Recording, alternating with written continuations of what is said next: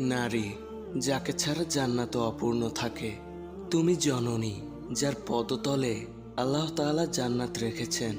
তুমি স্ত্রী যাকে সম্মান করা ছাড়া কোনো পুরুষ সত্যিকারের পুরুষ হতে পারবে না।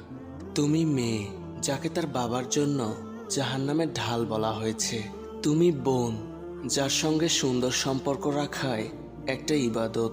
তুমি ফুফু যাকে মাথার মুকুট হিসেবে রাখা হয়। তুমি খালা যার সম্পর্কে মহানবী সাল্লাল্লাহু আলাইহি ওয়াসাল্লাম বলেছেন, খালা হলো মায়েরই মতন।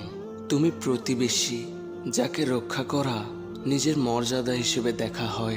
তুমি প্রেমময় কোল যেখানে জীবনের নিষ্ঠুরতা থেকে আমরা আশ্রয় খুঁজি।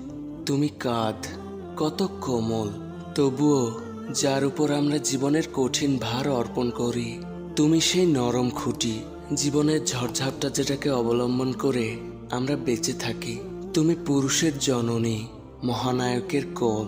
তুমি কখনোই বাঁকা হার নও, নও কোনো দুর্বল শকুরুন সৃষ্টি।